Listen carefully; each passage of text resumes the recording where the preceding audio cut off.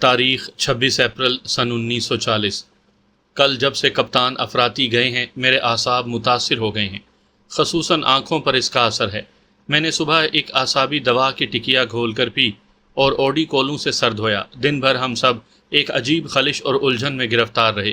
مجھ میں اور ڈاکٹر گار میں سکوت کے لمبے لمبے وقفوں کے ساتھ انہی کی باتیں ہوتی رہیں۔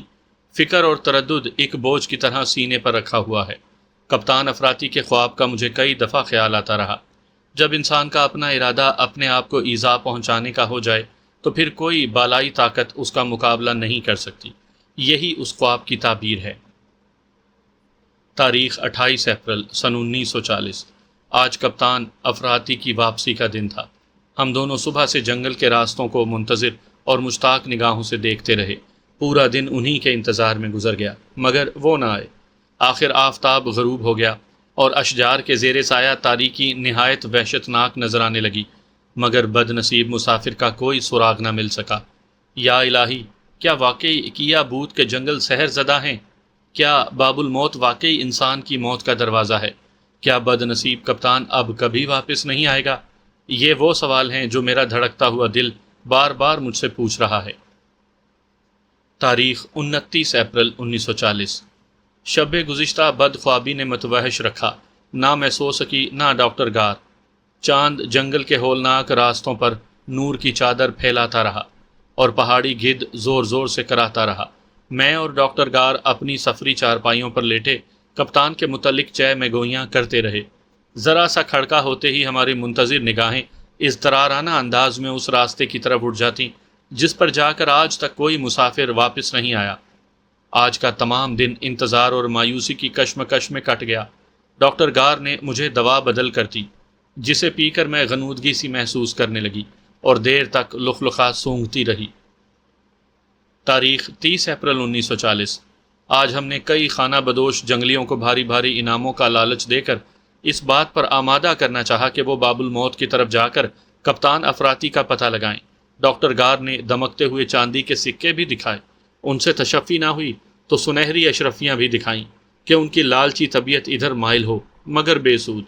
ہماری تسلی کے لیے یہ لوگ کپتان افراطی کی تلاش میں صرف اس درے تک جانے کو آمادہ ہیں جس کی چڑھائی کے بعد باب الموت کا صرف راستہ نظر آتا ہے، اور جس کی دوسری طرف کیا بوت کے آسیب زدہ جنگل کھڑے انسانی فہم اور زندگی کی ہنسی اڑا رہے ہیں۔ مگر باب الموت میں داخل ہونے پر کوئی بھی آمادہ نہیں ہوتا۔ ہم نے ان خانہ بدوشوں کو چڑھائی تک روانہ کر دیا ہے۔ تاریخ 1 مئی سن 1940۔ کپتان افراطی کی واپسی کی امیدیں منقطع ہو گئیں۔ اب وہ کبھی واپس نہیں آنے کے۔ جن خانہ بدوشوں کو ہم نے درے کی چڑھائی تک بھیجا وہ ناکام واپس آ گئے۔ میرے اعصاب سخت متاثر ہیں اور اعصابی دواؤں کی تیزی سے تمام وقت غنودگی سی محسوس کرتی رہی۔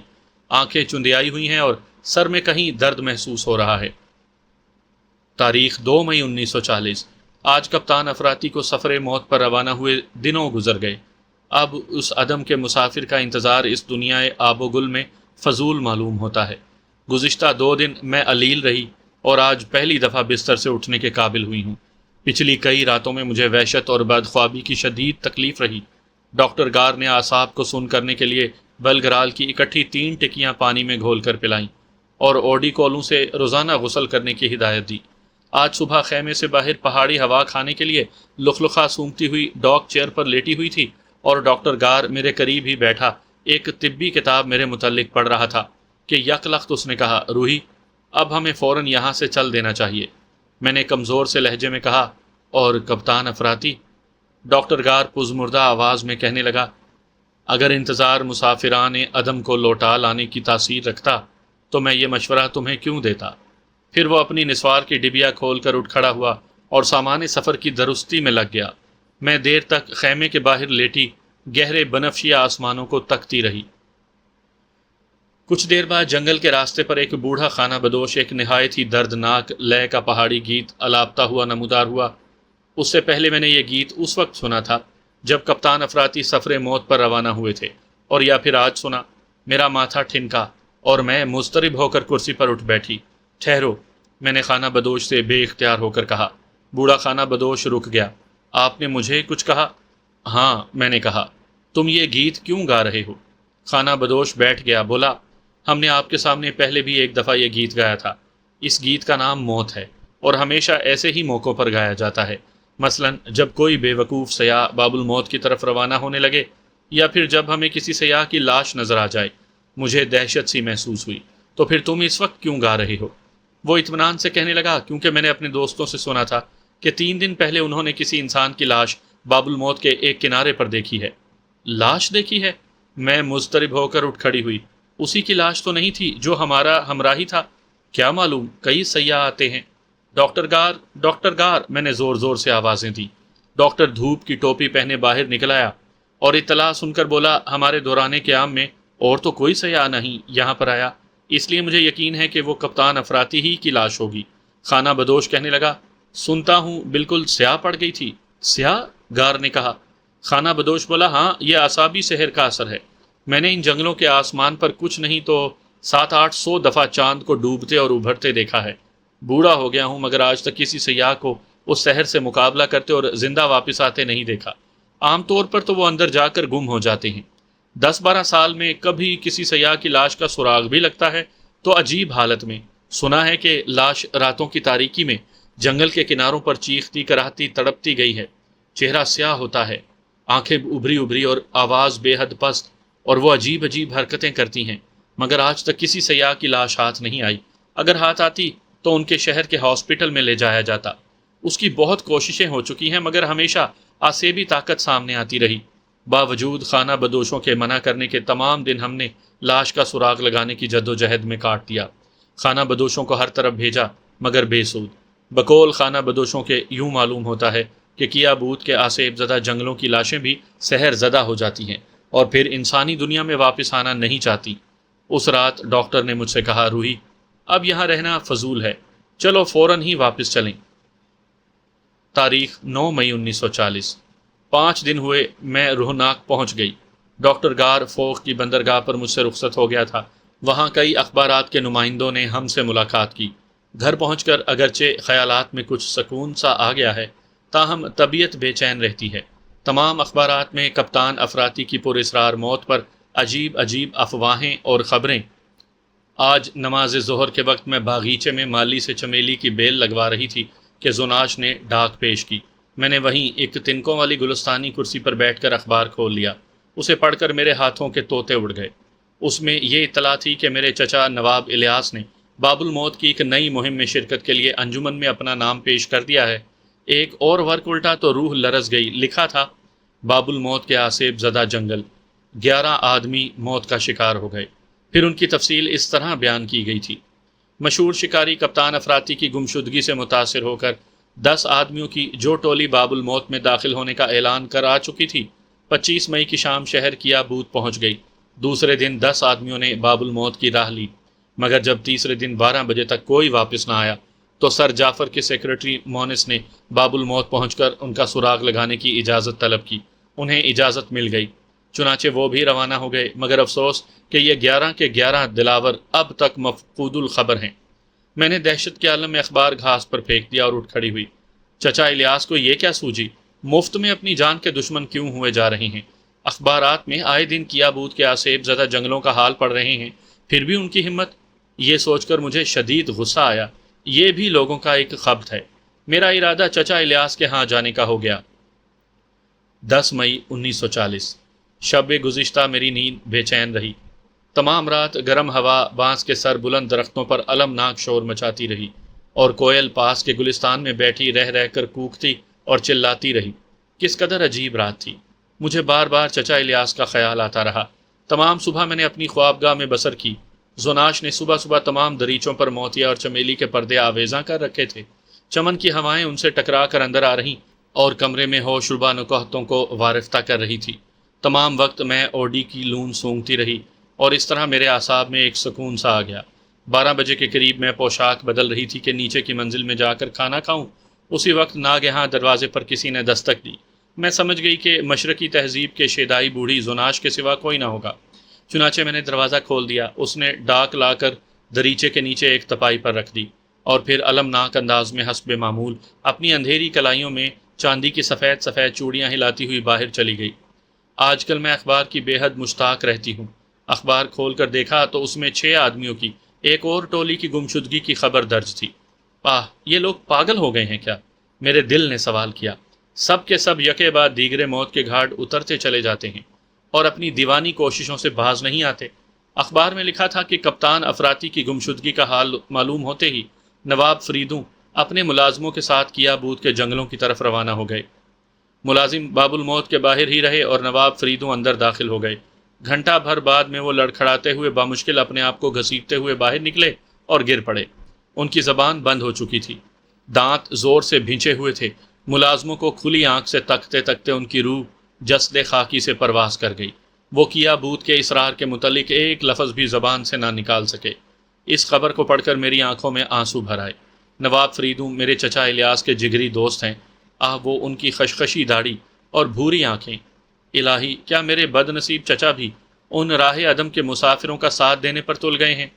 3 بجے میں نے نیبو کے شگوفوں کو بھگو کر ان کے معطر پانی سے غسل کیا اور پھر کچھ دیر بالائے بنفشی شعاؤں میں ٹہلتی رہی۔ اس سے اعصاب میں سکون سا آ گیا۔ پھر اسباب سفر درست کرنے میں مصروف ہو گئی۔ چچا کو ان کے خوفناک ارادے سے باز رکھنے کے لیے میں رات کی ٹرین سے شوراک روانہ ہونے کا قصد رکھتی ہوں۔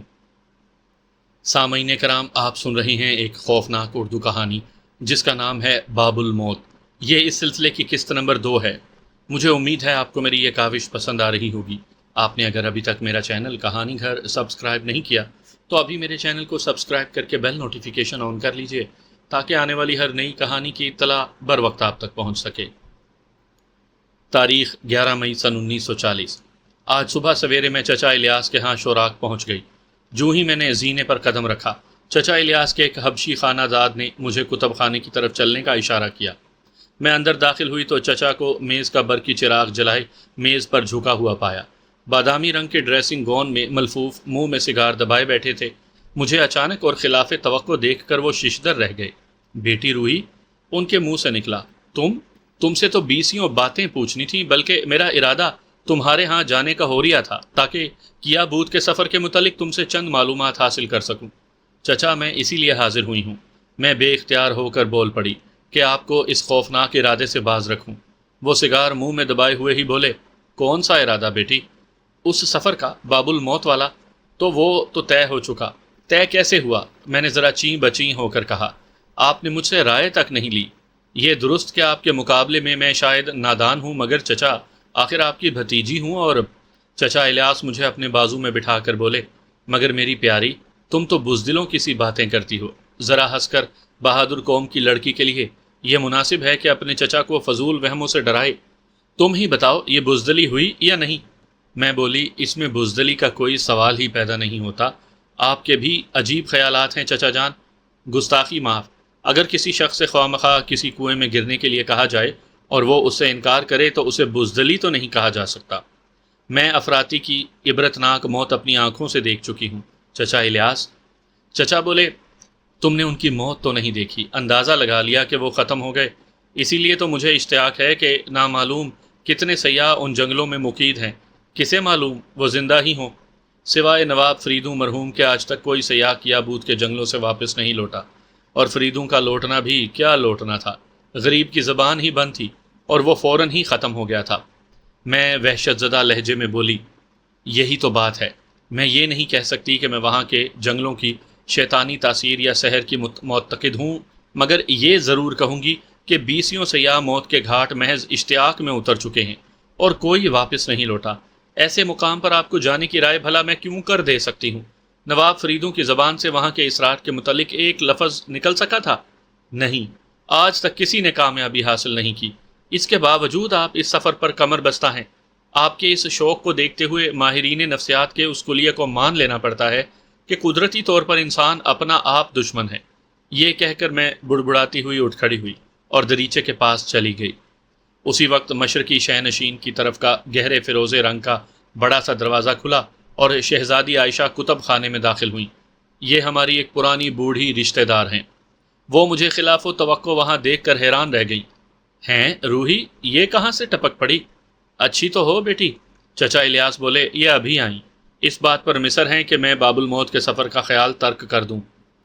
شہزادی عائشہ حسب معمول ایک ابرو سکیڑ کر بولی، واہ، کیوں خیال ترک کر دو؟ جب اتنا بہت انعام ملتا ہے تو کیوں ایسی بات کا خیال جانے دیا جائے؟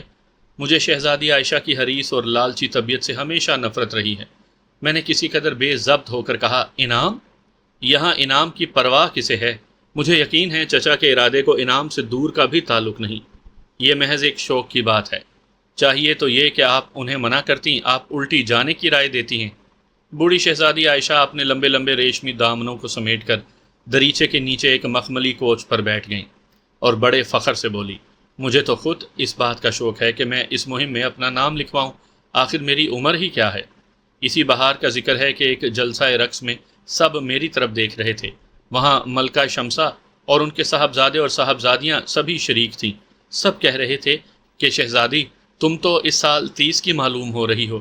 مجھے شہزادی عائشہ کی خبتی گفتگو سننے کی عادت تھی، مگر اس موقع پر ہنسی سی آ گئی اور میں نے کسی قدر نفرت سے اپنا سر دریچے کی طرف پھیر لیا اور انجان بن گئی۔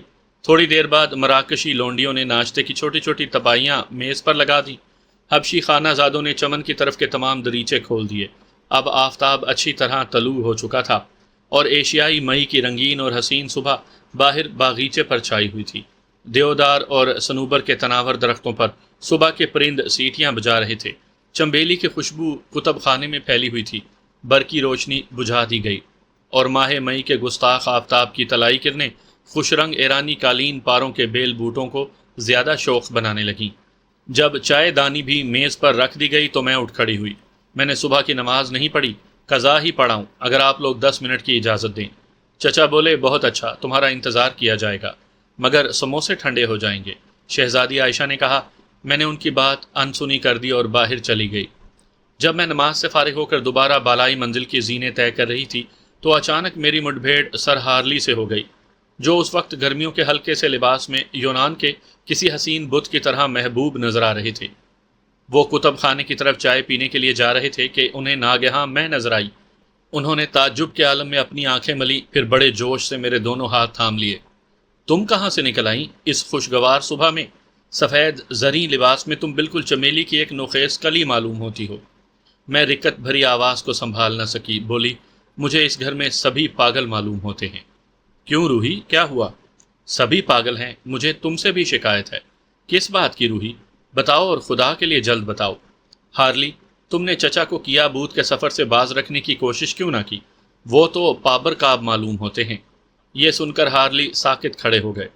زینے کے عین مقابل ایک چھوٹی سی عربی وضع کی دریچی کھلی ہوئی تھی، جس میں سے ایشیائی صبح کی گرم اور خوشگوار ہوا سر ہارلی کی گہری کرمزی رنگ کی نیک ٹائی سے کھیل رہی تھی۔ سر ہارلی ذرا اداس ہو کر بولے، روحی، مجھے خود افسوس ہے کہ میں نواب الیاس کو اس منحوس ارادے سے باز رکھنے میں ناکام رہا۔ سنتا ہوں جب ایک دفعہ آدمی اس سفر پر کمر بستہ ہو جاتا ہے تو وہ کسی کے کہنے سننے کی پرواہ نہیں کرتا، مقناطیس کی طرح کھینچا چلا جاتا ہے۔ مگر روحی، کیا تم واقعی مخالفت کر رہی ہو؟ میں حیران ہو کر انہیں دیکھنے لگی۔ تو اور کیا یوں ہی روک رہی ہوں؟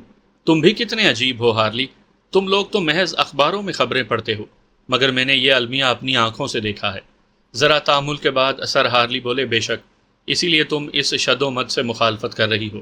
مگر روحی، بات یہ ہے جب نواب الیاس جیسے ضعیف العمر شخص نے کمر ہمت باندھ لی تو مجھے شرمانا چاہیے۔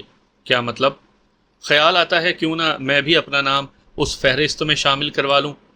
احمقوں کی سی باتیں نہ کرو، میں نے زور سے جھڑکا۔ تم سمجھتے ہو یہ بہت بڑا کمال ہے؟ چلو ناشتہ ٹھنڈا ہو رہا ہوگا۔ ہم دونوں چچا کے کتب خانے میں داخل ہوئے۔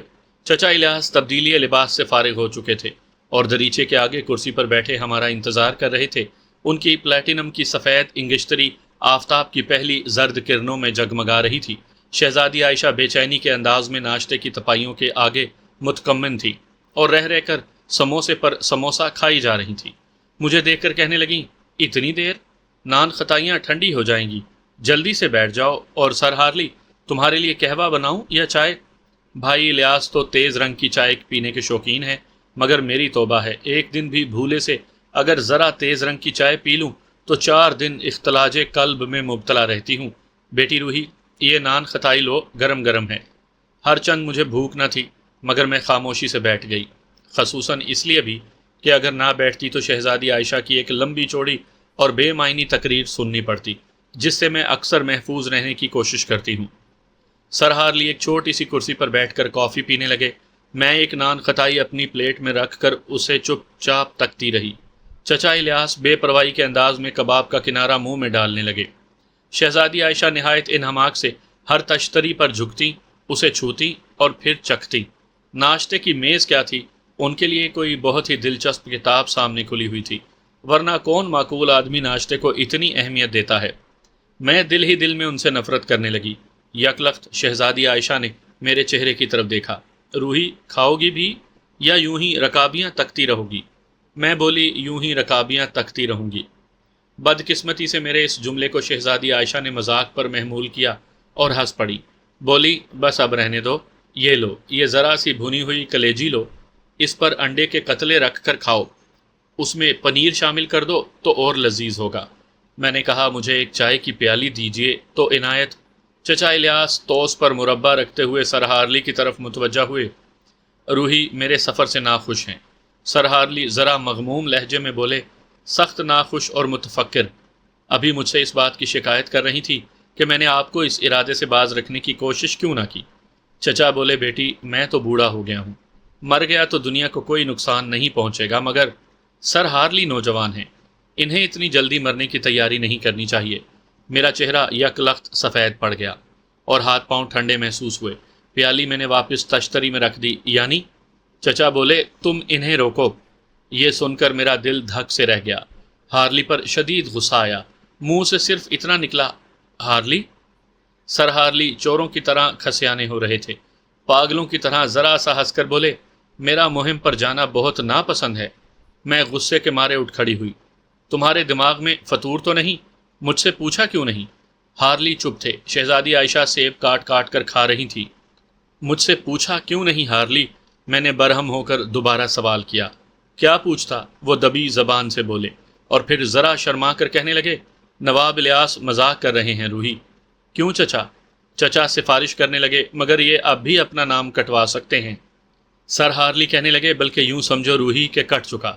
میں کیوں سمجھوں؟ یہ تمہاری اپنی مرضی پر منحصر ہوگا۔